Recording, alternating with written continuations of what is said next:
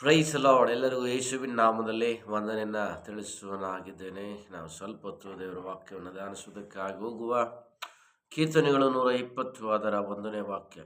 Psalms 120 verse 1. ಇಕ್ಕಟ್ಟಿನಲ್ಲಿ ಯೆಹೋವನಿಗೆ ಮೊರೆಯಿಟ್ಟನು, ಆತನು ಸದುತ್ತರವನ್ನು ದಯಪಾಲಿಸಿದನು. ಇಕ್ಕಟ್ಟಿನಲ್ಲಿ, ಕಷ್ಟದ ಸಂದರ್ಭಗಳಲ್ಲಿ, ಸಮಸ್ಯೆಯ ಸಂದರ್ಭಗಳಲ್ಲಿ, ಅವಮಾನ, ನಿಂದೆ, ವೇದನೆ, ಕೊರತೆಗಳು, ಸಾಲಗಳು, ರೋಗಗಳು, ಇಂಥ ಎಲ್ಲ ಸಂದರ್ಭಗಳಲ್ಲಿ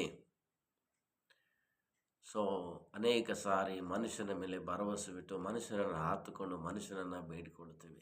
ಆದರೆ ಯಾವ ವ್ಯಕ್ತಿ ತನ್ನ ಇಕ್ಕಟ್ಟಿನ ಸಂದರ್ಭದಲ್ಲಿ, ಯಾವ ವ್ಯಕ್ತಿ ತನ್ನ ಕಷ್ಟದ ಸಂದರ್ಭದಲ್ಲಿ, ಯಾವ ವ್ಯಕ್ತಿ ತನ್ನ ಕಣ್ಣೀರಿನ ಸಂದರ್ಭದಲ್ಲಿ, ಯಾವ ವ್ಯಕ್ತಿ ತನ್ನ ಅವಮಾನ, ನಿಂದೆ, ವೇದನೆಗಳು ತನ್ನ ಜೀವನದಲ್ಲಿ ಹಾದುಹೋಗುತ್ತಿರುವ ಪ್ರತಿ ಬಾಧೆಗಳ ಸಂದರ್ಭದಲ್ಲಿ ಯೇಸುವನ್ನು ಮರೆಯಿಡುತ್ತಾರೋ, ದೇವರನ್ನು ಮರೆಯಿಡುತ್ತಾರೋ, ತನ್ನನ್ನು ಸೃಷ್ಟಿ ಮಾಡಿರುವಂಥ ಸೃಷ್ಟಿಕರ್ತನನ್ನು ಮರೆಯಿಡುತ್ತಾರೋ, ದೇವರು ಅವರ ಪ್ರಾರ್ಥನೆಯನ್ನು, ಅವರ ಮೊರೆಯನ್ನು ಕೇಳಿ ಅವರನ್ನು ಆ ಇಕ್ಕಟ್ಟಿನಿಂದ ದೇವರು ಬಿಡಿಸ್ತಾರೆ, ಆ ಕಷ್ಟಗಳಿಂದ ದೇವರು ಬಿಡಿಸ್ತಾರೆ, ಆ ಸಂಕಟಗಳಿಂದ ದೇವರು ಬಿಡಿಸ್ತಾರೆ, ಆ ಅವಮಾನಗಳಿಂದ ದೇವರು ಬಿಡಿಸ್ತಾರೆ.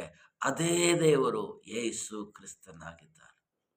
ಒಂದು ವೇಳೆ ನೀನು ಇವತ್ತು ಇಕ್ಕಟ್ಟಿನಲ್ಲಿ ಹಾದು ಹೋಗುತ್ತಾ ಇರುವುದಾದರೆ, ಕಷ್ಟದಲ್ಲಿ ಹಾದು ಹೋಗುತ್ತಾ ಇರುವುದಾದರೆ, ಕಣ್ಣೀರಿನಲ್ಲಿ ಅವಮಾನ, ಇನ್ನೂ ನಾನು ಬದುಕಬಾರ್ದು, ನಾನು ಸಾಯಬೇಕೆನ್ನುವಂಥ ಸ್ಥಿತಿಗತಿಗಳಲ್ಲಿ ನೀನು ಒಂದು ವೇಳೆ ಹಾದು ಹೋಗುತ್ತಾ ಇದ್ದರೆ, ನೀನು ಈ ಸಂದರ್ಭದಲ್ಲಿ ಯೇಸುವನ್ನು ಮೊರೆಯಿಡುವುದಾದರೆ, ಈ ಸಂದರ್ಭದಲ್ಲಿ ಯೇಸುವನ್ನು ಪ್ರಾರ್ಥಿಸುವುದಾದರೆ, ದೇವರು ನಿನ್ನನ್ನು, ನಿನ್ನ ಜೀವನವನ್ನು, ನಿನ್ನನ್ನು, ನಿನ್ನ ಕುಟುಂಬವನ್ನು ದೇವರು ಕಾಯ್ದು ಕಾಪಾಡಿ ನಿನ್ನನ್ನು ಆ ಇಕ್ಕಟ್ಟಿನಿಂದ ಬಿಡಿಸಿ ನಿನ್ನನ್ನು ಒಂದು ಆಶೀರ್ವಾದವಾಗಿರುವಂಥ, ಉನ್ನತವಾಗಿರುವಂಥ ಮಹಿಮೆ ಸ್ಥಾನಕ್ಕೆ ನಿನ್ನ ಜೀವನವನ್ನು ಯೇಸು ಸ್ವಾಮಿ ನಡೆಸೋದಕ್ಕಾಗಿ ಸಿದ್ಧವಾಗಿದ್ದಾನೆ. ಯಾಕಂದ್ರೆ ನಿನಗೋಸ್ಕರ ಪ್ರಾಣ ಯೇಸು ಸ್ವಾಮಿ ಕೊಟ್ಟಿದ್ದಾನೆ, ನಿನಗೋಸ್ಕರ ರಕ್ತ ಯೇಸು ಸ್ವಾಮಿ ಸುರಿಸಿದ್ದಾನೆ. ಆ ಯೇಸು ಸ್ವಾಮಿ ನೀನು ನಂಬುತ್ತೀಯ, ನಿನ್ನ ಕಷ್ಟದಿಂದ ದೇವರು, ನಿನ್ನ ಇಕ್ಕಟ್ಟಿನಿಂದ ದೇವರು, ನಿನ್ನ ಸಮಸ್ಯೆಯಿಂದ ದೇವರು ಈ ದಿನ, ಈ ಗಳಿಗೆ ನಿನ್ನನ್ನು ಬಿಡಿಸೋದಕ್ಕಾಗಿ ಶಕ್ತನಾಗಿದ್ದಾನೆ. God bless you. ಆಮೆನ್.